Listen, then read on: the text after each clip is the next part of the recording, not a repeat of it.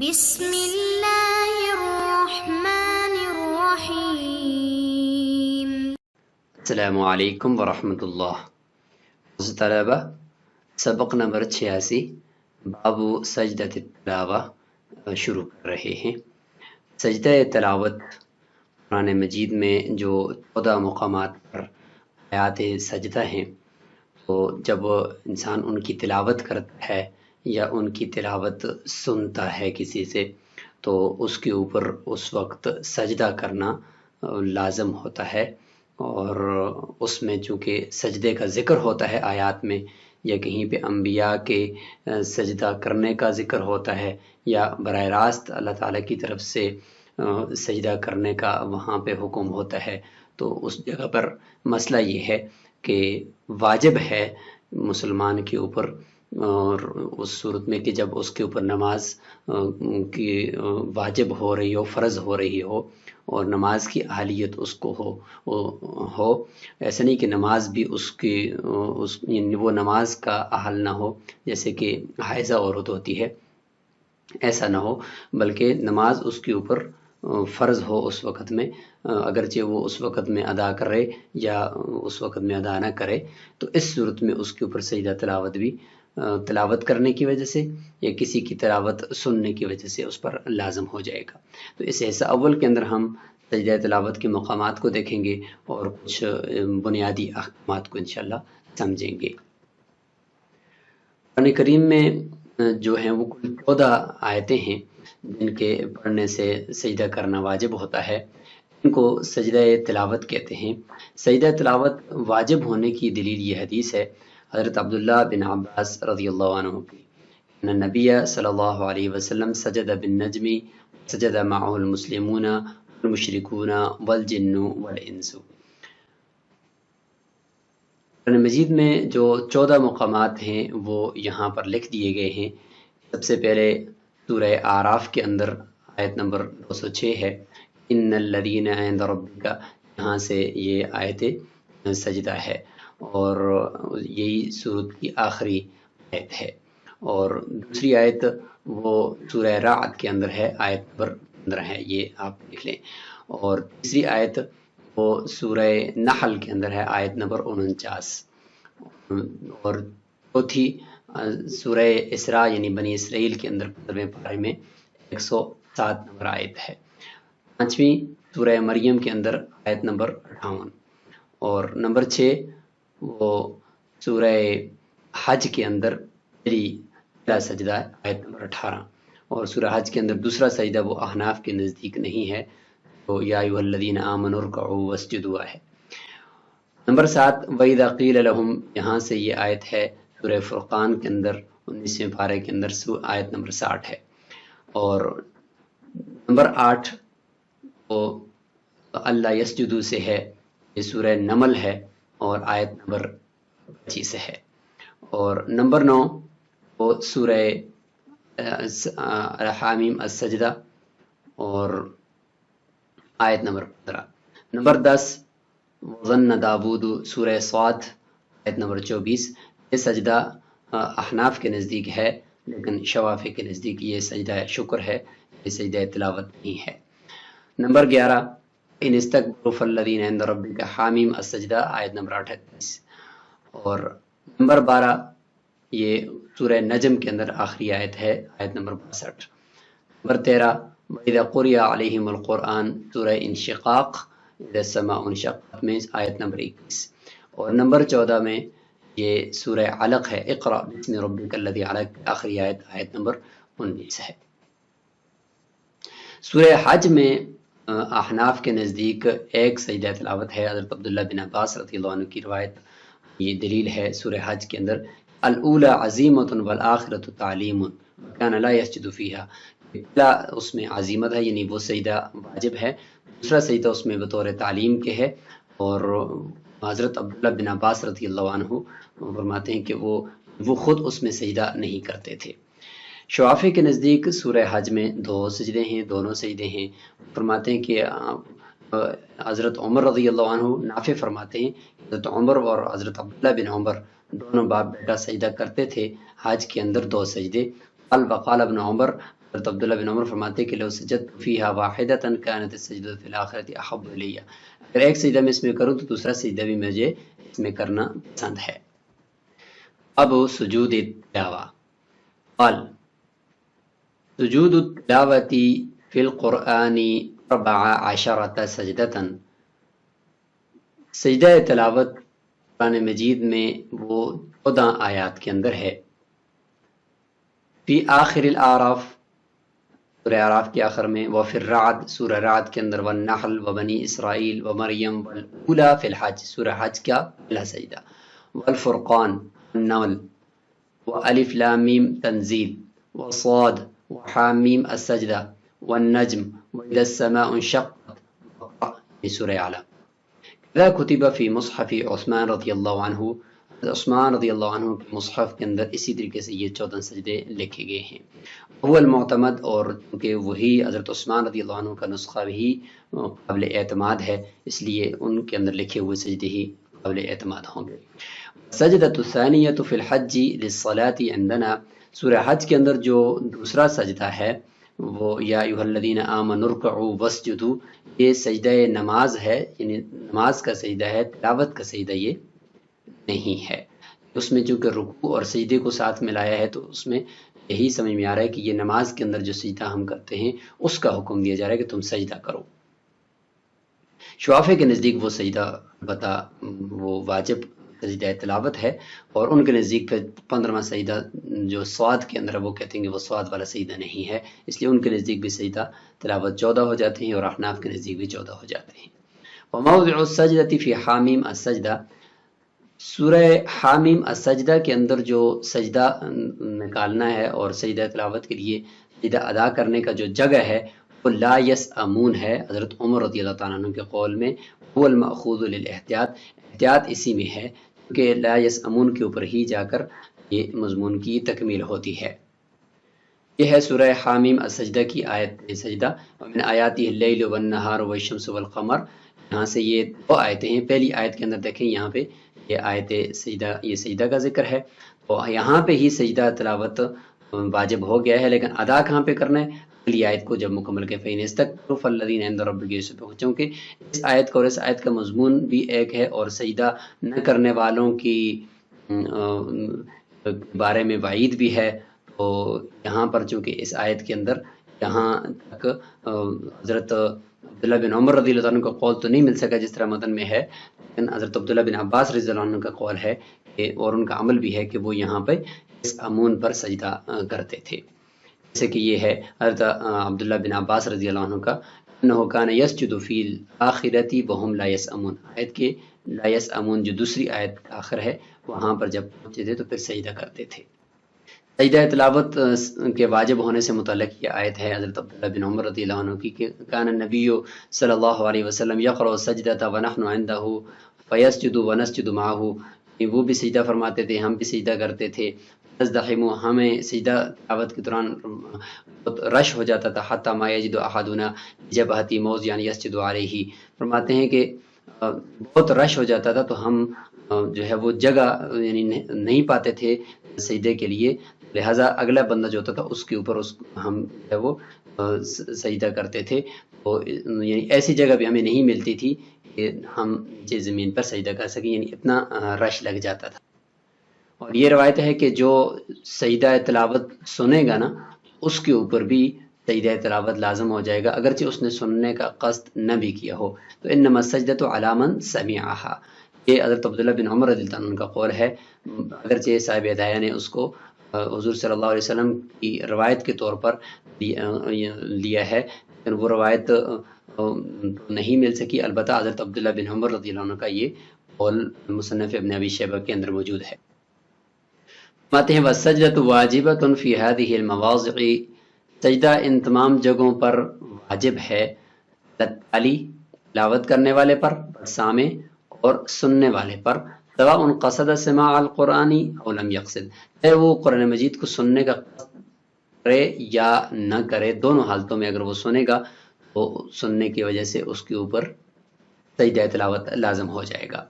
لقولہ علیہ السلام، آپ صلی اللہ علیہ وسلم کا فرمان، سجدۃ علی من سمعھا وعلی من تلاھا، سجدہ اس شخص پر لازم ہے جس نے اس کو سنا، علی من تلاها، اور جس نے اس کی تلاوت کی۔ یہ حضرت عبداللہ بن عمر رضی اللہ عنہ کا قول بھی ہم نے آپ کے سامنے ذکر کیا۔ یہ کلمۃ ایجاب، تو یہاں پہ دیکھیں یہ علی کا جو کلمہ ہے کہ لازم ہے سجدہ اس شخص پر جو اس کو سنے آیت اس تلاوت کو، یا آیت تلاوت سجدہ تلاوت کی تلاوت کرے۔ یہ واجب کرنے والا کلمہ ہے، اس سے پتہ چلے کہ سجدہ تلاوت واجب ہے۔ وہ غیر مقید بالقصد، یہاں پہ دیکھیں اس میں قصد کے ساتھ مقید نہیں ہے، قصدن سنے گا تو تب سجدہ تلاوت لازم ہوگا، اگر قصدن نہیں سنے گا تو سجدہ تلاوت لازم نہیں ہوگا، اس کا کوئی ذکر نہیں ہے۔ اذا تلا المأموم آیت السجدتی سجدہا وسجدہا المأموم معہ، امام اور مقتدی میں سے اگر کوئی سجدہ تلاوت کر لے تو کس پر سجدہ تلاوت لازم ہوگا اور کس صورت میں نہیں ہوگا، اس کا ذکر ہے۔ امام اگر تلاوت کر لے آیت سجدہ تو وہ خود بھی سجدہ کرے گا، تو اس کے تابع ہو کر پیچھے مقتدی بھی اس کے ساتھ سجدہ کرے گا۔ الالتزام ہی متابعت ہو، اس لیے کہ مقتدی نے امام کی متابعت کا التزام کیا ہے، تو جو امام کرے گا وہ بھی کرے گا ساتھ۔ وَإِذَا تَلَا الْمَأْمُومُ، اگر اس کے برعکس مقتدی نے پیچھے کوئی آیت سجدہ تلاوت کر دی تو امام کے اوپر مقتدی کے اس آیت سجدہ کو تلاوت کرنے سے امام نے جو سن لیا ہے تو مقتدی کے اوپر جو آیت سجدہ لازم ہوگی تو کیا امام پر بھی ہو؟ فرماتے کہ لم یسجد الامام ولا المأموم فی الصلاۃ، نماز کے اندر تو نہ مقتدی یہ سجدہ تلاوت کرے گا اور نہ ہی امام کے اوپر یہ سجدہ تلاوت لازم ہے، نماز کے اندر تو دونوں پر نہیں ہے۔ ولا بعد الفراغ، اور نہ ہی نماز سے فارغ ہونے کے بعد اس آیت سجدہ کی وجہ سے سجدہ تلاوت کوئی کرے گا، مقتدی کرے گا نہ امام کرے گا، یہ شیخین فرماتے ہیں۔ جبکہ امام محمد رحمہ اللہ فرماتے ہیں کہ یسجدونہا اذا فرغوا، وہ نماز سے فارغ ہوں گے تو وہ یہ سجدہ تلاوت کریں گے، اس لیے کہ لأن السبب قد قرر، سبب تو آلریڈی پایا گیا، مقتدی نے سجدہ تلاوت پڑھی ہے، تلاوت کی ہے اور امام نے سنی ہے۔ لا مانع، اور نماز کے فارغ ہونے کے بعد اب کوئی معنی بھی نہیں ہے، سبب بھی پایا گیا، معنی بھی ابھی کوئی بھی نہیں ہے، لہذا نماز کے بعد سارے اس آیت سجدہ کو وجہ سے سجدہ تلاوت ادا کریں گے۔ خلاف حالت الصلاۃ، خلاف نماز کی حالت کے کہ اس میں وہ ادا کر نہیں سکتے تھے، کہ لأنہ یؤدی الی، اور دوسرا یہ کہ اگر مقتدی کی وجہ سے امام کے اوپر سجدہ تلاوت لازم کرتے پھر تو یہ خلاف موضوع لازم آتا، جبکہ امامت کے اندر تو امام کے تابع مقتدی ہوتا ہے، امام کے افعال کے تابع مقتدی کے افعال ہوتے ہیں، تو کہیں ایسا نہ ہو جائے کہ یہ مقتدی کے تابع امام ہو جائے، یا تلاوت کا کام امام کا تھا اور وہ مقتدی نے کر لیا، یہ یہاں پہ بالکل ترتیب الٹی ہو جائے گی، اس وجہ سے فرماتے ہیں کہ نماز کے اندر ادا نہیں کرے گا۔ لأنہ یؤدی الی خلاف وضع الامامہ، یہ امامت کی وضع کے خلاف ہے، خلاف کی طرف لے جائے گا۔ اب تلاوت، یہ تلاوت کی جو وضع ہے اس کے خلاف کی طرف لے جائے گا کہ تلاوت مقتدی نے نہیں کرنی تھی بلکہ وہ تو امام نے کرنی تھی۔ رہما، شیخین کی دلیل کہ نہ نماز کے اندر اس سجدہ تلاوت ادا کرنا ہے اور نہ ہی نماز کے بعد، فرماتے کہ ان المقتدی محجور عن القراءہ، مقتدی وہ محجور یعنی قرات کے اوپر پابندی ہے، محجور ہے۔ محجور کا حکم یہ ہوتا ہے کہ محجور کے اوپر اتنی ایسی پابندی ہوتی ہے کہ اس کا جو کام ہوتا ہے اس کا فعل معتبر ہی نہیں ہوتا، اس کا وہ کام بالکل سرے سے معتبر ہی نہیں ہوتا اور اس کے لیے کسی قسم کا کوئی حکم ثابت نہیں ہوتا، تو لہٰذا مقتدی کے لیے اوپر تو قرات پہ ویسے بھی پابندی ہے، لہٰذا مقتدی کا قرات کرنا ایسا ہے کہ جیسے کہ قرات نہ کرنا، اس کا قرات کرنا بالکل کالعدم ہے، لہذا جب کالعدم ہے تو وہ جتنی بھی آیت سیدھا تلاوت کرے گا تو نہ اس کے اوپر لازم ہوگی اور نہ ہی اس کی وجہ سے سننے والے پر لازم ہوگی۔ لنفاذ تصرف الامام علیہ، امام کے اس کے اوپر، امام کے تصرف کے اس کے اوپر نافذ ہونے کی وجہ سے، جب امام کا تصرف، امام کی قرات اس مقتدی کی قرات ہے، لہذا جب امام کا تصرف مقتدی کا تصرف ہے، لہذا مقتدی کے اوپر قرات کے اوپر بالکل پابندی ہے، اس کی قرات سرے سے معتبر ہی نہیں ہے۔ تصرف المحجور لا حکم لہ، جو محجور ہوتا ہے اس کا تصرف بالکل ممنوع ہوتا ہے، یعنی اس کے تصرف کے لیے کسی قسم کا کوئی حکم ثابت نہیں۔ اشکال ہوگا، اشکال یہ ہوگا کہ دیکھیں مقتدی امام کے پیچھے اسی طرح جس طریقے سے جنبی شخص ہوتا ہے یا حائضہ عورت ہوتی ہے، جس طریقے سے جنبی اور حائضہ ہیں ان کے لیے تو آیت پڑھنا جائز نہیں ہے، لیکن اگر وہ پڑھ لیں، تلاوت کر لیں، تو ان کی اس تلاوت کو اگر کوئی بندہ سن لے تو اس سننے والے کے اوپر آیت سجدہ لازم ہو جاتی ہے۔ اسی طریقے سے مقتدی کے لیے کرنا تو درست نہیں تھا تلاوت کرنا، لیکن جب اس نے تلاوت کر لی ہے اس کی وجہ سے سننے والے کے اوپر آیت سجدہ آنی چاہیے، لہذا امام کے اوپر آیت سجدہ لازم ہوگی۔ تو مقتدی کے اوپر بھی وہاں نماز کے اندر تو نہیں ہو سکتی تھی، لیکن بعد میں اس کے اوپر بھی ہوگی کہ اس وقت نماز کے اندر وہ ادا کر نہیں سکتا تھا جس طرح خرابی ہم نے بیان کی۔ تو لہذا امام محمد رحمہ اللہ کا جو قول تھا تو اس کے مطابق یہاں پہ اشکال ہوا، تو اس کا جواب یہاں پہ دے رہے ہیں شیخین کی طرف سے بھی جواب، آپ اس کو سمجھ لیں کہ خلاف جنبی اور حائض کے، جنبی اور حائضہ عورت جو ہوتی ہے ان کے افعال کے اوپر پابندی نہیں ہے، وہ محجور نہیں ہے بلکہ وہ منہی ہیں، انہما منہیان یعنی القراءہ، وہ تو قرات سے ان کو روکا گیا ہے، لہذا قرات سے روکے گئے ہیں، قرات کے اوپر پابندی نہیں ہے ان کی، لہذا ان کی قرات اگر انہوں نے قرات کر لی تو انہوں نے اچھا نہیں کیا، لیکن ان کی قرات معتبر ہوگی۔ لیکن مقتدی کی قرات تو سرے سے معتبر ہی نہیں ہے، وہ محجور ہے اور یہ منہی عنہ ہے۔ محجور اور منہی عنہ میں یہ فرق ہے، محجور کا فعل سرے سے اس کو شمار ہی نہیں کیا جاتا، اس کا اعتبار ہی نہیں کیا جاتا، لیکن جنبی اور حائضہ کے فعل کا اعتبار کیا جاتا ہے، اگرچہ ان کو روکا گیا اس فعل سے لیکن پھر اس فعل کا اعتبار کیا جائے گا۔ جیسے کہ بے فاسد کے اندر اگر مبیع کے اوپر مشتری قبضہ کر لے تو وہ اس کی ملکیت میں آ جاتی ہے اگرچہ بے فاسد ہے، لیکن اس کو فسخ کرنا ضروری ہوتا ہے۔ تو یہاں پر بھی یہی فرق ہے کہ جنبی اور حائضہ منہیان یعنی القراء، قرات کی ان کے اوپر پابندی نہیں لگائی گئی، یعنی ان کی قرات کو عدم نہیں قرار دیا گیا بلکہ روکا گیا ان کو کہ قرات نہ کرو، اگر کریں گے پھر ان کی قرات معتبر ہوگی، لہذا اسی وجہ سے ان کی آیت کو سننے والے بندے کے اوپر آیت سجدہ بھی لازم ہو جائے گی، لیکن مقتدی کی آیت سجدہ سننے والے کے اوپر سجدہ تلاوت لازم نہیں ہوگا۔ یہ فرق ہو گیا مقتدی اور جنبی اور حائض کے درمیان۔ الا انه لا يجب على الحائض بتلاوتها كما لا يجب بسماعها لانعدام اهلیت الصلاة بخلاف الجنوب۔ یہاں سے جنبی اور حائض کے درمیان ایک فرق بتا رہے ہیں، باتیں کہ جنبی اور حائض کے درمیان ایک فرق یہ ہے، باقی تو مقتدی کے برابر میں اگر دیکھا جائے تو مقتدی کے حق میں اس میں تو یہ دونوں برابر ہیں، ان کی قرات کے اوپر پابندی ہے، یعنی اس طرح کی پابندی نہیں ہے کہ ان کا یہ فعل معتبر نہ ہوگا بلکہ منہی عنہ ہوگا، روکا گیا ان کو، لیکن جو مقتدی کی قرات ہے یا اس کا جو فعل ہے اس کے اوپر تو بالکل پابندی ہے، سرے سے اس کے لیے کوئی حکم ثابت نہیں ہوگا۔ لیکن جنبی اور حائض کے درمیان پھر فرق یہ ہے کہ لا یجب علی الحائض بتلاوتها، حائضہ اگر خود تلاوت کر لے تو اس کے تلاوت کرنے سے اگلے بندے کے اوپر تو آیت سجدہ لازم ہوگی، لیکن خود اس کے اوپر نہیں ہوگی، خود اس کے اوپر آیت سجدہ لازم نہیں ہوگی۔ ما لا یجب بسماعها، جیسے اس کے اوپر آیت سجدہ سننے کی وجہ سے آیت سجدہ لازم نہیں ہوتی، سجدہ تلاوت لازم نہیں ہوتا، اسی طریقے سے خود اس کے تلاوت کرنے سے بھی اس کے اوپر سجدہ تلاوت لازم نہیں ہوتا، اس لیے کہ لانعدام اہلیت الصلاۃ، اس لیے کہ حائضہ عورت کے اندر نماز کی اہلیت ہی نہیں ہوتی جس وقت وہ آیت سجدہ سن رہی ہے، اس کے اوپر تو نماز ہے ہی نہیں ہے، وہ نماز اس نے قضا بھی نہیں کرنی، بالکل اس کو ان دنوں میں نماز معاف ہوتی ہے۔ جب نماز معاف ہے تو نماز کی جب اہلیت نہیں ہے لہٰذا یہ آیت سجدہ کی وجہ سے سجدہ تلاوت بھی اس کی طرف متوجہ نہیں ہوگا، البتہ اس کے خود تلاوت کرنے سے اگلے بندے کے اوپر لازم ہو جائے گا، جس طرح بھی ہم نے یہاں پہ ذکر کیا۔ خلاف الجنوب، بخلاف جنبی کے، جنبی شخص کے اوپر نماز کا لازم ہوتی ہے اور وہ نماز کا اہل ہوتا ہے، اگرچہ اس وقت اس کے اوپر غسل واجب ہے تو ابھی وقت کے اندر وہ غسل کرے گا تو نماز اس نے پڑھنی ہے، اگر نہیں کرے گا تو قضا پڑھنی ہے، نماز اس سے ساقط نہیں ہوتی، جب نہیں ہوتی تو نماز کی اہلیت اس کے اندر ہے، اس صورت میں اگر وہ خود آیت سجدہ تلاوت کر لیتے تو اس کے اوپر بھی لازم ہوگا اور اس کی وجہ سے اگلے بندے کے اوپر بھی لازم ہو جائے گا۔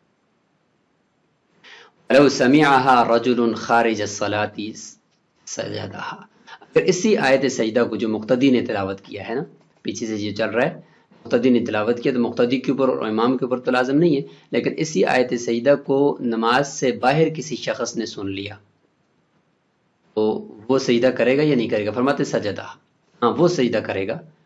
وہ صحیح راجح قول یہی ہے، اس کے اوپر یہ سجدہ تلاوت لازم ہو جائے گا، لأن الحجر ثبت فی حقہم، یہ کہ جو پابندی ہے ان کے اوپر، یعنی قرات کے اوپر جو پابندی ہے مقتدیوں کی، وہ ان کے حق میں پابندی ہے، جب وہ پابندی متجاوز نہیں ہوگی کسی اور کی طرف، لا یعدوہم، وہ پابندی ان مقتدیوں سے ہٹ کر کسی اور کی طرف تجاوز نہیں کرے گی، لہٰذا جو غیر سننے والا شخص ہے اس کے اوپر وہ سجدہ کی